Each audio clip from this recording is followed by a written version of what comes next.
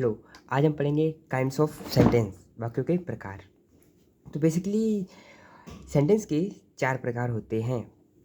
पहला है assertive sentence, यानी कि साधारण वाक्य। तो वे वाक्य जिनमें साधारण भाषा में कथन प्रस्तुत किया जाता है। इसके कुछ पॉइंट्स हैं।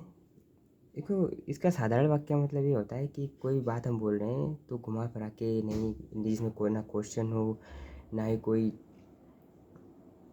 मतलब आश्चर्यचकित वाली बात हो। नॉर्मल भाषा में जिस बात को हम बोल देते हैं उसे हम असर्टिव सेंटेंस या साधारण वाक्य बोलते हैं।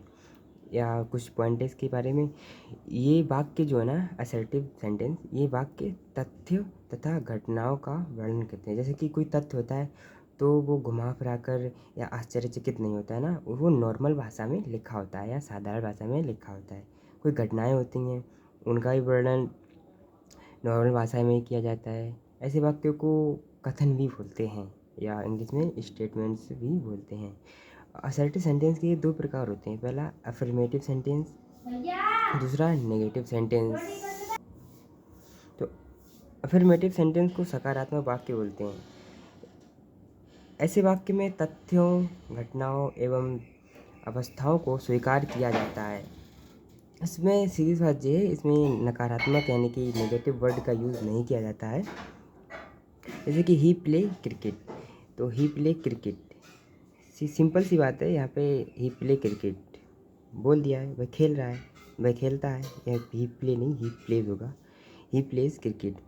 तो यहाँ पे कोई ऐसी बात नहीं है जहाँ पे कोई आश्चर्यचकित हो रहा हो या कोई क्वेश्चन वगैरह आ रहा हो यहाँ पे। तो ऐसा यहाँ पे कोई भी बात नहीं बोलेगी। ही प्लेज क्रिकेट, वह क्रिकेट खेलता है, सीधी सी बात, इसको स्वीकार लिया जाएगा। यू ईट मैंगो, तुम आम खाते हो, सिंपल सी बात है। इसे यहाँ पे सकारात्मक वाक्य है, यानी कि नॉर्मल वाक्य यहाँ पे ये है, जिसे एफर्मेटिव सेंटेंस बोलते हैं। दूसरा है नेगेटिव सेंटेंस, यानी इसे हम नकारात्मक वाक्य भी बोलते हैं। ऐसे वाक्यों में तथ्यों, घटनाओं एवं अवस्थाओं को नकारा जाता है, यानी कि मना कर दिया जाता है। जैसे I do not play hockey, मैं हॉकी नहीं खेलता हूँ। नहीं का इसमें डू नॉट का प्रयोग हो गया ना, नहीं, तो इसीलिए यहाँ पे क्या हो गया, ये नेगेटिव सेंटेंस हो गया है। नेक्स्ट है you do not say anything. इसमें भी देखो बात को नकारा गया है। नहीं, नहीं यानी कि जिसमें नहीं का प्रयोग हो जाए वो सारे वाक्य नेगेटिव हो जाते हैं। I hope is that clear. Next है इंटरोगेटिव सेंटेंस। इजी है, इसे हम बोलते हैं प्रश्नवाचक वाक्य। जिन वाक्यों में प्रश्न पूछा जाए, सीधी भाषा है इसकी, जिस वाक्यों में प्रश्न पूछा जाए वह इंटरोगेटिव सेंटेंस होता है। इसमें क्वेश्चन मार्क का, इन वाक्यों के अंत में क्वेश्चन मार्क चिन्ह का प्रयोग किया जाता है। अब इंटरोगेटिव सेंटेंस भी 2 प्रकार के होते हैं। पहला है यस और नो आंसर टाइप क्वेश्चन, दूसरा है WH टाइप क्वेश्चन। तो पहले हम समझते हैं यस और नो आंसर टाइप क्वेश्चन।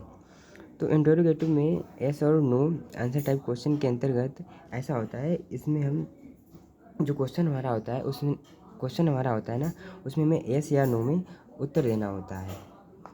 जैसे कि इन वाक्यों की शुरुआत में हेल्पिंग वर्ब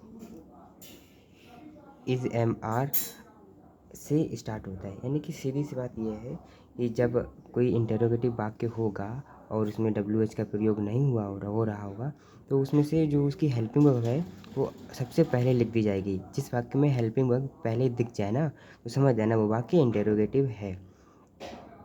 तथा इस एक नोट पॉइंट ये है इसके लिए, इन्हें क्लोज एंडेड क्वेश्चन भी कहा जाता है। इंटरोगेटिव को क्लोज एंडेड क्वेश्चन भी कहा जाता है। जैसे कि is he a good friend, क्या वह एक अच्छा फ्रेंड है। तो यहाँ पे इज हेल्पिंग वर्ब है ना हमारी, इज को हमारे पहले लिख दिया गया है वाक्य के शुरुआत में, तो इसलिए हमारा ये क्या हो गया, इंटरोगेटिव क्वेश्चन। अब क्या है, वॉज ही आ टॉपर, तो यहाँ पे वॉज पहले लिख दिया गया है। तो यहाँ पे क्वेश्चन ऐसे, इस क्वेश्चन की हिंदी हो जाएगी क्या वह एक टॉपर है। अगर हम वॉज को इधर लगा देते कि सी वॉज अ टॉपर, तो नॉर्मल सा सेंटेंस हो जाता कि भाई एक टॉपर है। और अब जब हम हेल्पिंग वर्ब को बाहर निकाल देते हैं तो ये हमारा वाक्य बन जाता है इंटेरोगेटिव में। तो वाक्य का हिंदी में शुरुआत जब वाक्य की हिंदी की शुरुआत करते हैं तो उसके पहले हम क्या लगा देते हैं, जब किसी इंटेरोगेटिव सेंटेंस में हेल्पिंग वर्ब पहले आ जाती है। अब देखते हैं दूसरा WH टाइप क्वेश्चन। इन वाक्यों में question word what, which, how आदि शब्दों का प्रयोग होता है। इन्हें ओपन एंडेड क्वेश्चन भी कहा जाता है। जैसे वेयर डज टीना लिव, टीना कहाँ रहती है। How can you do this, तो सिंपल सी बात है, जिस सेंटेंस में आपको क्वेश्चन वर्ड दिख जाए और ये मार्क दिख जाए तो समझ जाना कि वह वाक्य हमारा इंटेरोगेटिव है। नेक्स्ट यानी कि बोले तीसरा हमारा है इम्परेटिव सेंटेंस। तो इम्परेटिव सेंटेंस का मतलब होता है आदेशात्मक वाक्य।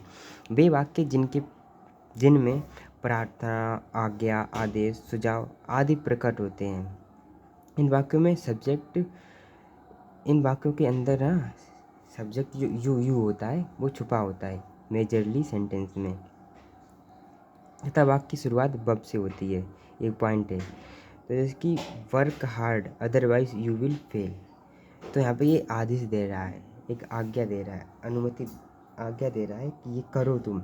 अगर तुम वर्क हार्ड नहीं करोगे तो यू विल बी फेल, तुम असफल हो जाओगे।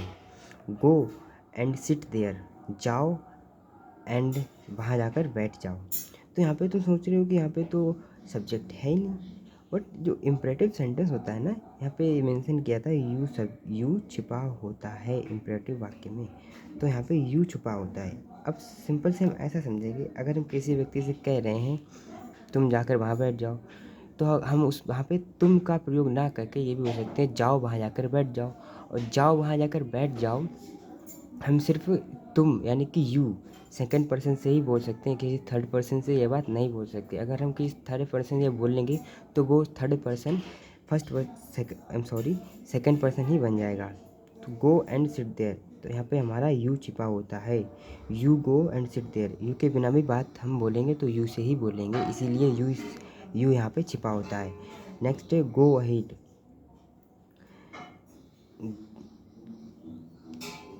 इसका अर्थ होता है उधर जाओ या आगे बढ़ो।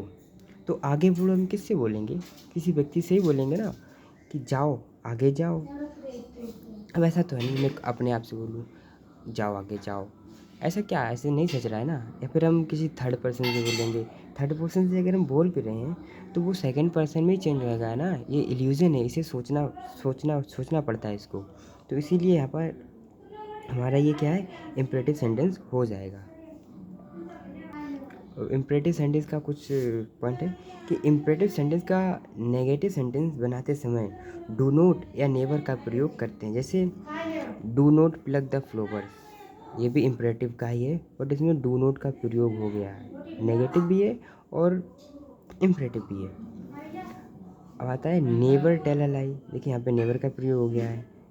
टेल अ लाई यहाँ पे आदेश बता रहा है कि झूठ कभी मत बोलो। यहाँ पे आता है कि फूलों को मत तोड़ो, तो यहाँ पे ये हमारा आदेश दे रहा है। ओके, अब कुछ पॉइंट लिखा है, जब आदेश आज्ञा को प्रत्यय यानी कि इनडायरेक्ट रूप से प्रदर्शित करते हैं तो लेट से वाक्य का प्रारंभ करते हैं। इनडायरेक्ट या प्रत्यय का मतलब यह है कि बात को सीधा ना बोलकर घुमा फिरा कर उसी बात को बोलना इनडायरेक्ट या अप्रत्यक्ष कहलाता है।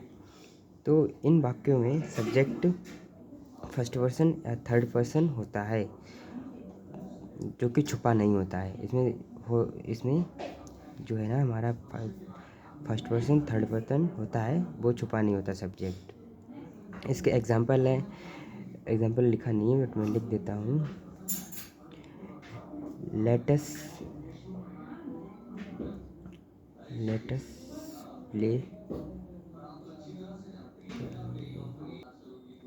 Play cricket,